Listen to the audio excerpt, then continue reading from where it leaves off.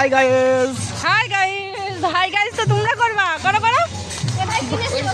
বোতলে যা আছে খাসনি, মদ কিন্তু ফুটি আছে, তবে দেবো না।